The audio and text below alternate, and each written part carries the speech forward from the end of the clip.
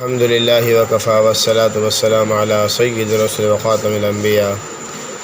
میرے محترم دوستو، امت مسلمہ کے ساتھیوں، 29 رمضان المبارک ہے آج کے تعلق سے صرف دو ہی باتیں آپ سے عرض کرنی ہے۔ سب سے پہلی بات یہ عرض کرنی ہے کہ آج کے ہی دن میں کوشش کریں، اگر کسی دوست نے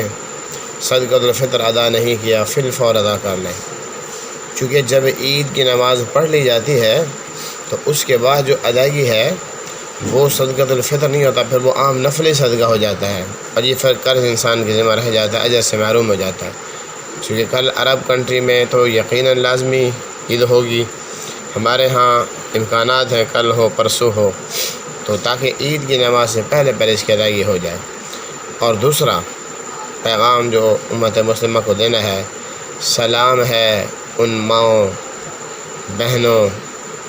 بیویوں اور بیٹیوں کو کہ جنہوں نے پورا مہینہ اپنے اہل و عیال، اپنے گھر والے، گھر بار، ان کے لیے سحر افطار کا انتظام کیا، اپنی گناگو مصروفیات میں سے گھر کے کام کاج بھی چلاتے رہے اور سحر افطار کا انتظام بھی کرتے رہے، تلاوتیں بھی کرتے رہے روزے کی حالت کے اندر۔ اللہ رب العزت ان کی سائے جمیلہ کو قبول فرمائے اور اپنے شایان شان ان کو اجر عطا فرمائے، کیونکہ ایک بہت بڑا محنت کا کام ہوتا ہے، گھر کے سارے معاملات کو سنبھالنا، آخر میں سو جانا، پھر صبح اس بات سے جلدی اٹھ جانا کیونکہ سحری کا انتظام کرنا ہے۔ ان کو بھی اللہ پورا اجر عطا فرمائے گا، جو میرے نبی صلی اللہ علیہ وسلم نے فرمایا کہ جس نے کسی روزہ دار کا روزہ افطار کرایا اس کو پورا اجر ملے گا اور اس کے زندگی کے پچھلے گناہ معاف ہو جائیں گے، اور کل قیامت کے دن یہ جہنم کے سامنے آڑ بن جائے گا۔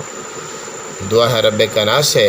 اللہ کریم ہمیں رمضان کے جو بقیہ لمحات ہیں صحیح معنی میں احترام کرنے کی توفیق عطا فرمائے۔ السلام علیکم ورحمۃ اللہ وبرکاتہ۔